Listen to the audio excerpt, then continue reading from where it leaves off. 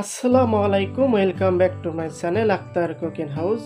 প্রিয় ভাই বোনেরা, আজ আপনাদের সাথে আমড়ার কোরমা রান্না করে শেয়ার করব। এই আমড়া রেসিপিটা আমাদের যশোরে খুবই বিখ্যাত, সবার ঘরে ঘরে রান্না করা হয়। তো ভাবলাম এই রেসিপিটা আজকে আপনাদের সাথে শেয়ার করব, আপনারা পুরো ভিডিও দেখবেন। তো টেবিলে চলে আসলাম, এখানে 9 পিস মতো আমড়া রয়েছে। তো আমার ভাগ্নে দেশে গিয়েছিল, তাই আমার জন্য কিছু আমড়া নিয়ে আসলো। এটা হচ্ছে আমাদের গাছের আমড়া। তো ভাবলাম একটা রেসিপি তৈরি করে ফেলি। তো আমড়াগুলো ছুলে ফিরে আসব। তো আপনারা কিন্তু পুরো ভিডিও দেখবেন। তো আমড়াগুলো ছুলে নিয়েছে দেখতে পাচ্ছেন। তো এখন ছুরি দিয়ে আমড়াগুলো একটু ফেলে নিব, তাহলে মশলাগুলো ভিতরে প্রবেশ করবে। তো আমি কিন্তু সব আমড়াগুলো কিন্তু ফেলে নিয়েছি এভাবে, আপনারা কিন্তু এভাবে ফেলে নেবেন। তো আমার আমড়াগুলো কিন্তু বিশাল বড় বড়। এখানে 2টা মতো নারকেলের দুধ নিয়েছি, আমি ভালোভাবে চিপে নিয়েছি। তো আপনারা সবাই পারবেন এটা, ভালোভাবে নারকেলগুলো চিপে দুধগুলো বের করে নেবেন। এখানে দেখতে পাচ্ছেন আদা রসুন নিয়েছি। তো ছোট 1 কড়া মতন আদা নিয়েছি এবং 7 পিস মতো রসুনের কড়া নিয়েছি। তো এগুলো আমি ব্লেন্ডার করে নিব, আপনাদের পাটা থাকলে পাটায় বেটে নেবেন। তো আমি রান্নার স্ট্যান্ডে চলে আসলাম, একটা ফ্রাই প্যান নিয়েছি। তো এখানে 30 গ্রাম মতো সরিষার তেল দিয়ে দিলাম। তো এই রেসিপিতে কিন্তু বেশি তেল লাগে না, আপনারা সরিষার তেল দিয়ে কিন্তু এই রেসিপিটা রান্না করবেন, তাহলে কিন্তু দ্বিগুণ টেস্টি হবে। তো তেলগুলো আমি হিট করে নিলাম। আমি 8টা মতন ডিম সেদ্ধ করে নিয়েছি। তো ডিমগুলো ভেজে নিব, নর্মাল করে ভেজে নিব, বেশি কড়া করে ভাজবো না। বেশি কড়া করে ভাজলে কিন্তু ডিমের উপর দিয়ে শক্ত হয়ে যাবে। তো ডিমগুলো ভেজে নিয়েছি, ডিমগুলো এখন উঠিয়ে নিব। তো ডিমগুলো উঠিয়ে নিয়েছি, এখন পেঁয়াজ কুচি দিয়ে দিচ্ছি। তো এখানে প্রায় 60 গ্রাম মতো পেঁয়াজ কুচি রয়েছে। তো পেঁয়াজগুলো আমি ঘি কালার করে নিব।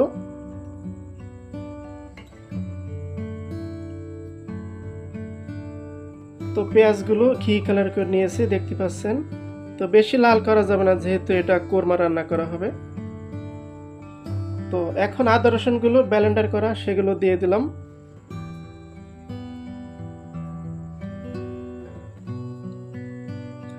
দিয়ে দিচ্ছি গরম মশলা, ডালচিনি, এলাচ, লবঙ্গ এবং তেজপাতা। তো ভালো করে একটু নেড়ে ছেড়ে নিচ্ছি। চুলার হিটটা এখন লোতে রয়েছে। সমান সমান 1 চা চামচ কাঁচা জিরাগুলো দিয়ে দিলাম, আপনারা কিছু কাঁচা জিরা বেটে দিতে পারেন। দিয়ে দিচ্ছি স্বাদ মতো লবণ। আবার একটু ভালো করে মিলিয়ে নিচ্ছি।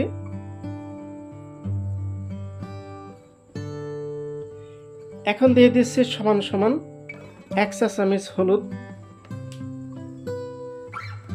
তো এখানে কিন্তু কোনো মরিচ খাটবে না, এখানে ভুলেও কিন্তু আপনারা মরিচ ব্যবহার করবেন না, কাঁচা মরিচ অথবা গুঁড়ো মরিচ কেউ ব্যবহার করবে না, যেহেতু এখানে কিন্তু চিনি ব্যবহার করা হবে।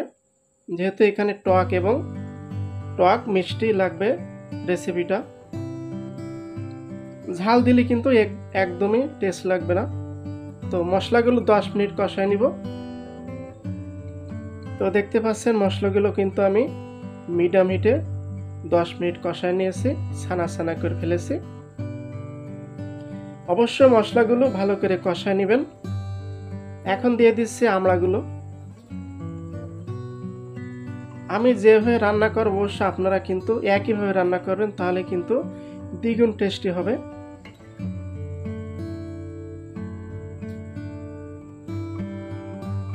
তো এখন দিয়ে দিচ্ছি 1 চামচ নারকেলের দুধ। তো দুধ দিয়ে আমি 5 মিনিট মতো কষায় নিব। অনেকে কিন্তু আমড়া সেদ্ধ করে পানি ফেলে দেয়, আপনারা কিন্তু ভুলেও আমড়া সেদ্ধ করে পানি ফেলে দিবেন না, তাহলে কিন্তু কোনো টেস্টি হবে না। আর আমার আমড়াগুলো বেশিরভাগই মিষ্টি, টক না। তো টক আমড়া হলে বেশি টেস্টি হয়।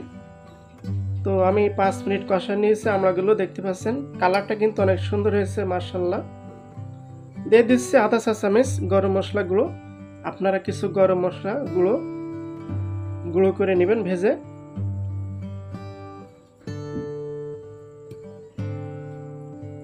এখন দিয়ে দিব নারকেলের দুধ।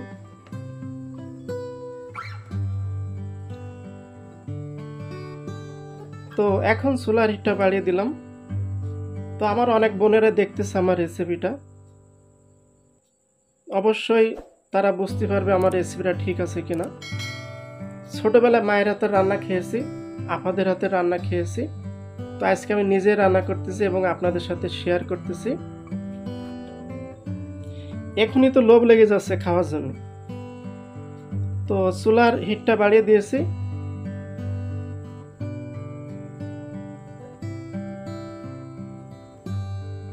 আজকের রেসিপিটা কিন্তু আপনাদের সকলের কাছে ভালো লাগবে। তো এখানে স্বাদ মতো চিনি দিয়ে দিলাম। আপনারা যেমন মিষ্টি খেতে পছন্দ করেন তেমন মিষ্টি নিয়ে নেবেন, সব কিছু নিজেদের মতন অ্যাড করে নেবেন। তো বলক আসা পর্যন্ত অপেক্ষা করব।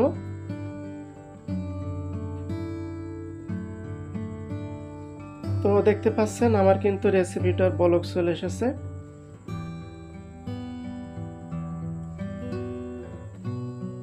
তো চুলার হিটটা এখন আমি মিডিয়াম করে দিলাম।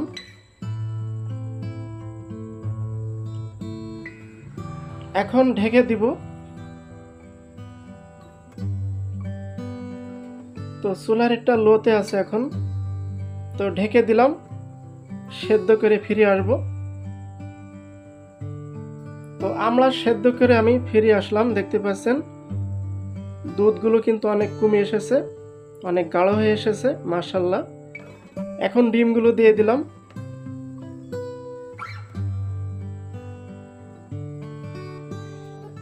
তো ভালো করে একটু মিলিয়ে নিচ্ছি। আমার চুলার হিটটা কিন্তু লোতে রয়েছে। তো ঢেকে দিচ্ছি, 5 মিনিট পর ফিরব। তো আমি 5 মিনিট পর ফিরে আসলাম। তো মাশাআল্লাহ দেখতে পাচ্ছেন কালার কিন্তু অসাধারণ হয়েছে। আপনাদের অবশ্যই পছন্দ হবে, আপনারা কিন্তু এভাবে বাসাতে ট্রাই করবেন। তো ঝোলও কিন্তু গাঢ় হয়ে এসেছে। তো আমড়ার তরকারি অবশ্যই আপনারা ঠান্ডা করে খাবেন, বেশি গরম হলে কিন্তু টেস্ট থাকবে না। তো উপর দিয়ে কিছু জিরা গুঁড়ো দিয়ে দিলাম। আপনারা রান্নার শেষের দিকে জিরা গুঁড়ো দিয়ে নামাবেন। দুপুরে রান্না করবেন রাত্রে খাবেন, অথবা সকালে রান্না করবেন দুপুরে খাবেন, তাহলে কিন্তু দ্বিগুণ টেস্টি হবে। যত ঠান্ডা হবে ততই টেস্টি হবে।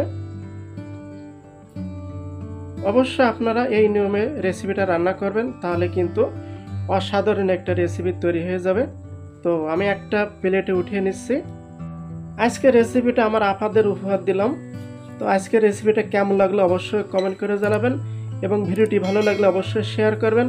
আজকের মতন এখানে বিদায়। আসসালামু আলাইকুম, আল্লাহ হাফেজ।